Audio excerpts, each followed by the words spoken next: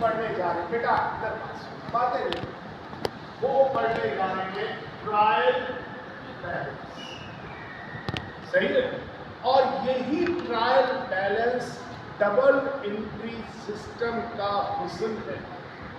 यानी जो इतनी पंचायत करके, कौन सी पंचायत जो मैं लफ्ज़ इस्तेमाल कर रहा हूँ कि सादा तरीके से रिकॉर्ड नहीं किया, क्या इजाद किया? डबल एंट्री सिस्टम इजाद किया। खामखा में एसेट लायबिलिटी पता नहीं कैसे कैसे अकाउंट के हमने रट्टे लगाए। लेकिन अब तुम देखोगे कि इसी चीज़ का, रिकॉर्डिंग का अल्टीमेट फ़ायदा क्या है? फ़ायदा ये है कि अगर, मैंने जैसे पहले शुरू बताया था, अगर याद हो कि डबल एंट्री सिस्टम क्यों इजाद हुआ, याद है? अगर शुरू में नहीं थे आप तो याद फिर से सुन लीजिएगा। आम आदमी किसी भी कॉपी पे लिख ले तो उसने ट्रांजेक्शन को क्या कर लिया, रिकॉर्ड कर लिया, उसी ट्रांजेक्शन से उसने निकालना है प्रॉफिट और लॉस। लेकिन क्या तुम इस बात से इनकार कर सकते हो कि लिखते हुए जो गलती नहीं हुई या नहीं होगी कभी भी? तो जब आम आदमी आम तरीके से रिकॉर्ड करेगा तो उसमें क्या हो सकती थी? मिस्टेक। उस मिस्टेक से बचने के लिए हमने एक ऐसा सिस्टम बनाया जिसका नाम रखा, क्या नाम रखा? डबल एंट्री, जिसमें हमने कहा हर ट्रांजैक्शन के कितने इफेक्ट रिकॉर्ड करो, 2, एक डेबिट में और एक क्रेडिट। तो कहा क्यों? इसलिए भाई कि हमें अगर कोई गलती कर दे रिकॉर्डिंग में तो वो गलती हम क्या कर सके, पकड़ सके। तो अब यहाँ तक क्या हुआ? रिकॉर्ड हुआ। यहाँ क्या हुआ? क्लासीफाई हुआ, यानी यहाँ जो लिखे हुए थे सबको अलग अलग की अकाउंट में क्या कर दिया हमने? अब हम ये लफ्ज़ पढ़ रहे हैं ट्रायल बैलेंस। ट्रायल का मतलब क्या होता है?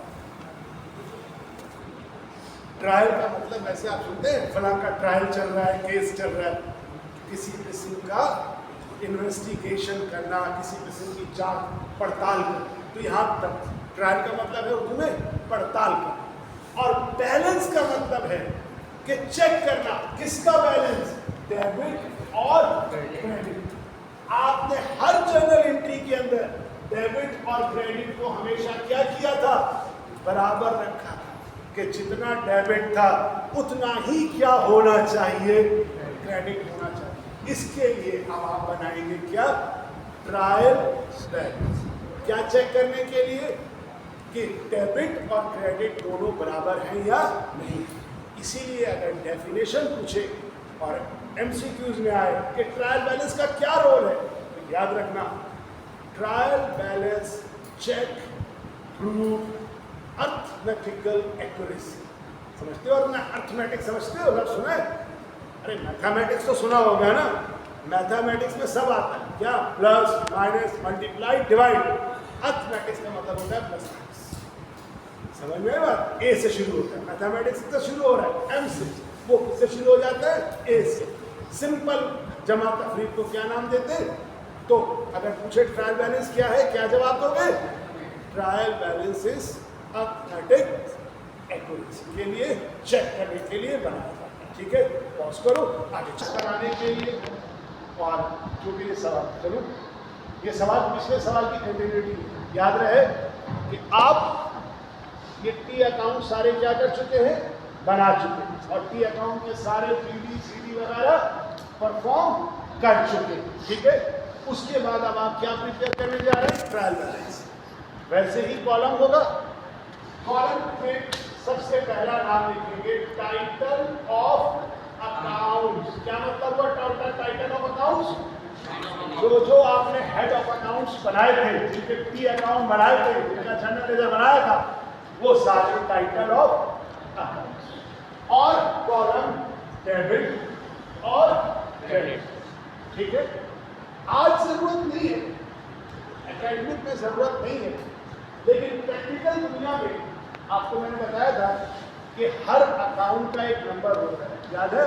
पोस्टिंग रेफरेंस में सिखाया था कि एक नंबर होता है। जैसे आप लोग इम्तिहान में जाते हैं तो आपके नाम के बजाय आपका क्या इस्तेमाल होता है? नंबर। तो इसी तरह हर अकाउंट का एक क्या होता है? नंबर होता है। तो बाज़ औक़ात कभी कभी इधर या बीच में एक और कॉलम बढ़ जाता है जिसका नाम होता है अकाउंट कोड। लेकिन एकेडमिक में अभी बनाने की ज़रूरत नहीं है, बस ये बनाना टाइटल ऑफ अकाउंट, डेबिट और क्रेडिट। उसके बाद देखिए इस जगह पर क्या चीज है, ये क्या बना रहे हैं, ट्रायल बैलेंस। ट्रायल बैलेंस, ठीक है। और थर्ड लाइन में फिर लिखिए फॉर द पीरियड एंडिंग। अब ये बहुत इंपॉर्टेंट चीज है। सबसे पहले ये फॉर द पीरियड या फॉर द का थर्ड लाइन जनरल में नहीं लिखना, जनरल लेजर में नहीं लिखना, किसमें लिखना, ट्रायल बैलेंस। बोलो क्यों? जिस कॉलम को डेट वाइज कर रहे होते हैं, जिस काम को हर दिन कर रहे होते हैं, उसके नीचे तीसरी लाइन नहीं लिखी। लेकिन ये काम हर रोज नहीं करते, हर दिन नहीं करते। एंट्री तो हर दिन बनाएंगे ना, ये कब करेंगे, ये करेंगे जब आखिर, इसलिए इसके आगे लिखते हैं क्या, फॉर। अब हो सकता है आप महीने के आखिर में कर रहे हो तो आप लिखेंगे फॉर द मंथ। हो सकता है आप 3 महीने के खिताब में कर रहे हो, होता है ना, जैसे आप लोग ये इम्तिहान होते हैं, क्वार्टरली होता है, हाफ ईयरली होता है, एनुअल होता है। इसी तरह बिजनेस का प्रॉफिट भी मंथली निकाला जा सकता है, हाफ ईयर का क्वार्टरली निकाला जा सकता है, हाफ ईयरली। उस हिसाब से यहाँ पे कि अगर मंथ है तो मंथ, क्वार्टर है तो क्वार्टर, ईयर है तो ईयर। लेकिन अगर कुछ समझ में नहीं आता तो सबसे आसान लफ्ज़ है क्या, फॉर द पीरियड। गलती के चांसेस हो गए, क्यों? क्योंकि पीरियड में मंथ भी कवर हो गया, ईयर भी कवर हो गया, कुछ भी कवर हो गया। तो फॉर द पीरियड एंडेड, और जो मंथ वगैरह है, जो साल बताया हुआ हो, वो सवाल के अंदर वो लिखकर आगे वो ईयर मेंशन कर दो जो सवाल के अंदर ईयर है। ये है, ठीक है। अब टाइटल ऑफ अकाउंट लिखते वक्त कोशिश ये की जाएगी कि हम इसमें तरतीब दें इस चीज को, जिस तरह से अकाउंटिंग के अंदर हमारे पास हेड्स की तरतीब। सबसे पहले कौन सा हेड होता है, एसेट्स। अब मैं बाकी हेड बताता हूं। अब मैं आपसे पढ़ के पूछता हूं, जो आप लोगों ने काम किया हुआ है उसकी अकाउंट में बना हुआ है, ठीक है। सबसे पहले एसेट में उठा के लिखो कौन सा अकाउंट, कैश। उसमें देख के बताओ अपनी अपनी कॉपी में, लावत आप लोगों ने नहीं किया तो नहीं होगा, लेकिन है, कैश का बैलेंस कितना लिखा था और किस साइड पे लिखा था। अगर मैं थोड़ा सा एक्सप्लेन कर दूं, इस कागज पे है, आप देखिए आपने कैश को BDCD किया था और कैश का बैलेंस डेबिट साइड पे आ रहा था। कितना आ रहा था, BD बैलेंस 1,05,000। ये देख सकते हैं आप, 1,05,000 किस साइड पे था, डेबिट साइड पे। तो BD बैलेंस 1,05,000 यहाँ कहाँ से था, जैसे ये मौजूद है ना 13,000, तो वैसे वहां पे कैश का। सबसे पहले एसेट में कौन सा आइटम लिखेंगे, कैश, क्योंकि इसके तरतीब की तरीके को याद रखें। कैश के बाद नॉर्मली आता है बैंक, ठीक है, लेकिन अभी इसका सवाल में तो था नहीं। तो इस सवाल में कैश के बाद अगली चीज है अकाउंट्स रिसीवेबल। देखिए अकाउंट रिसीवेबल का बैलेंस कितना मौजूद है, 7,000, ठीक है। यानी समझ ले लो कि उस ट्रायल बैलेंस में जितने अकाउंट बनाए थे कल, वो सारे अकाउंट उठा के क्या कर देने हैं, इस जगह पर क्या करने हैं, लिखने हैं। और जिसका बैलेंस डेबिट है उसको डेबिट में, और जिसका क्रेडिट है उसको क्रेडिट। लेकिन सिर्फ थोड़ा सा अच्छा ख्याल ये करना है कि इनको तरतीब से लिखो, यानी सारे एसेट अलग, लायबिलिटीज अलग ग्रुप की शक्ल में, कैपिटल अलग ग्रुप की शक्ल में। आई मेरी बात समझ में? तो पहले ये लिखा, इसके बाद है एक था प्रीपेड रेंट। ये भी एक एसेट, कितना है प्रीपेड रेंट, देखिएगा 10,000। फिर फिक्स एसेट में एक फिक्स एसेट था और वो था फर्नीचर 10,000। ये सारे एसेट मैंने लिखे, कहाँ से उठा के, उस लिस्ट से उठा के जो जनरल लेजर में बनाया। इसके नीचे अगली हेडिंग डाल दीजिएगा, क्या, लायबिलिटीज की हेडिंग डाल दीजिएगा। लायबिलिटीज में जो लायबिलिटी इस वक्त मौजूद है हमारे कल के क्वेश्चन में, वो मौजूद है अकाउंट्स पेबल। लेकिन ख्याल कीजिएगा अकाउंट पेबल का BD डेबिट में नहीं था। अगर मैं आपको दिखाऊं तो अकाउंट पेबल का BD, अगर आप यहाँ सर्च करें किधर है अकाउंट पेबल, ये इसका बी, मैंने यहाँ बी एफ लिखा है, ये क्रेडिट साइड पर नजर आ रहा है। ठीक है, देखो नजर आया क्रेडिट साइड पे इसका बी एफ, अकाउंट पे लिखा। तो करीब आगे बैठो, जाके पीछे बैठे हुए क्यों? खामखा तुम्हारे नाम के साथ मैं डालूंगा तो फिर सारे जिंदगी के लिए वो यूट्यूब पे पड़ा रहेगा किसको डालते। तो अकाउंट पेएबल है कितना? 8,000। उसके बाद अगली लायबिलिटी है अनअर्न्ड फी, और अनअर्न्ड फी या अनअर्न्ड फी इनकम की टोटल था 5। इसके बाद अगली हेडिंग होगी ऑनर इक्विटीज। ऑनर इक्विटीज में सबसे पहला आइटम कौन सा आएगा? कैपिटल। और कैपिटल का भी क्रेडिट बैलेंस था 1 लाख। इसी के साथ ड्राइंग आइटम। ड्राइंग की नेचर क्या है वैसे? शाबाश, कॉन्ट्रा कैपिटल। ड्राइंग कैपिटल का उलट है। क्या है? कॉन्ट्रा। क्या बताया था? कॉन्ट्रा वो होता है जो अपने मेन अकाउंट का उलट होता है। इसीलिए कैपिटल क्रेडिट में आया, लेकिन ड्राइंग किस साइड में आएगा? डेबिट में। अब कोई इसमें इशू नहीं है। फी अकाउंट उठाओगे, देख लो ड्राइंग के अंदर सिर्फ सबसे लास्ट में एक ही बैलेंस है, और आप देख सकते हो वो बैलेंस तुम्हें डेबिट साइड पे नजर आएगा।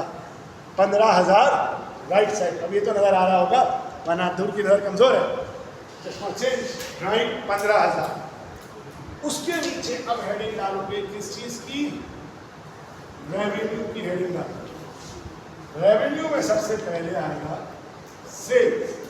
Sales credit side 75,000। इसी के नीचे सेल्स के साथ आ जाएगा सेल्स रिटर्न। अब मैं यहाँ पूछूं, सेल्स रिटर्न की नेचर क्या है? सेल्स की नेचर क्या थी? रेवेन्यू। कहाँ आया? क्रेडिट। सेल्स रिटर्न की नेचर क्या है? Contra revenue. वो कहाँ आएगा? Debit side. कितना है कॉन्ट्रा रेवेन्यू सेल्स रिटर्न? 3। इसी के साथ आएगा हमारे पास ये वाला हिस्सा साफ करें। इसी के साथ अब हमारे पास आएगा कमीशन इनकम। कितने से? कमीशन इनकम मैंने आपके अकाउंट में मैंने लिखा था शायद कमीशन रेवेन्यू लिखा था। अगर रेवेन्यू लिखा है तो रेवेन्यू इनकम 20 है। और जगह थोड़ी मैं अगले साइड में यूज करता हूँ। अगर आपके पास भी पेज खत्म हो जाए, अगले पेज पे इसी तरह से लाइन ड्रॉ कर लें जैसे आपने पिछले पेज पे की थी। उसी तरह हेडिंग का दोबारा लिख लें। ये वाला भी रिपीट कर दीजिएगा बेशक। और अब अगला टाइटल कौन से अकाउंट आ रहे हैं? एक्सपेंसेस। एक्सपेंसेस में सबसे पहला आइटम परचेजेस 45,000। और इसी परचेजेस के साथ परचेज रिटर्न एंड अलाउंसेस।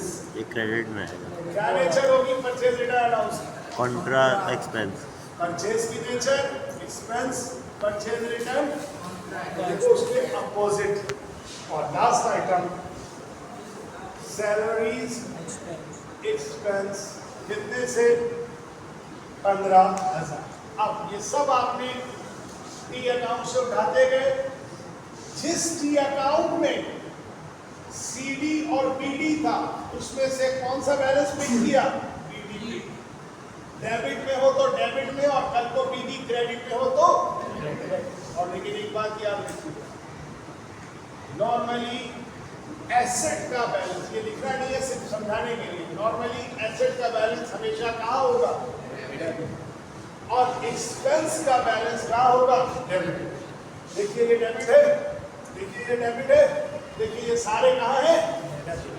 आप कहेंगे सर ये तो क्रेडिट है। भाई तो ये उसका उलट है, यानी क्या है? कॉन्ट्रा। इसी तरह लायबिलिटी का, ऑनर इक्विटी का, रेवेन्यू का बैलेंस हमेशा कहाँ होगा? क्रेडिट। देखिए सारे क्रेडिट में सिर्फ कौन सी 2 चीजें होंगी जो डेबिट में होंगी? वो कॉन्ट्रा। याद रखना आज के बाद अगर कभी भी पूछे कि नॉर्मल बैलेंस किसका डेबिट होता है, क्या कहोगे? किसका नॉर्मल बैलेंस डेबिट होता है? एसेट और किसका बैलेंस क्रेडिट होता है? और कैपिटल या अदर इक्विटी और रेवेन्यू का क्रेडिट होता है। ठीक है, अब देखो मजे की बात, सारे लिख दिए। अब उठाइए कैलकुलेटर, अब थोड़ा पॉज करो इसको, तो आप देखेंगे कि दोनों साइड का टोटल हमेशा इक्वल आएगा, यानी डेबिट साइड इक्वल टू। आखिरी मेरा नुकता सुनो बेटा प्लीज। ट्रायल बैलेंस क्यों बनाते हैं? सवाल क्या जवाब दिया शुरू में? डेबिट क्रेडिट की एक्यूरेसी को चेक करना, इसके लिए मजीद एक लफ्ज इस्तेमाल किया नया, मैथमेटिक्स का छोटा भाई अर्थमेटिक्स। तो कभी भी ट्रायल बैलेंस बनाते हैं, डेबिट क्रेडिट का बैलेंस चेक करना। ठीक है, इस बात को प्रूव करता है कि जब जर्नल एंट्री बनाई गई है तो हर चीज सही है। लेकिन एक तो बात है कि ये टोटल को तो पकड़ के बताता है, लेकिन बाद औकात अगर कोई एंट्री किसी ने उलट बना दी, मिसाल के तौर पे कैश डेबिट कैपिटल क्रेडिट होती है एंट्री किस चीज़ की? ऑनर के इन्वेस्टमेंट। अगर आप में से कोई जियाला उल्टी बना दे एंट्री, क्या बना दे? कैपिटल डेबिट और कैश क्रेडिट, तो टोटल क्या आ जाएगा? बराबर आ जाए, लेकिन पता है वो पकड़ा जाएगा। कहने को कुछ बराबर तो आ जाएगा, लेकिन पकड़ा कैसे जाएगा? उस सूरत में कैपिटल का बैलेंस क्रेडिट के बजाय कहाँ पर नजर आएगा? डेबिट। तो फौरन कहेगा आदमी भाई कैपिटल तो हमें मालूम है कि क्या होता है हमेशा, तो फिर डेबिट कैसे होगा? समझ में आई बात? हाँ, ये और बात है कि बहुत ज़्यादा कैपिटल हो, पुराना कैपिटल हो तो बैलेंस छुट जाए। इसीलिए कहते हैं कि मेन तरीका ये है कि अर्थमेटिक्स। तो ये है आपके पास मौजूद आज का क्या टॉपिक? Trial balance.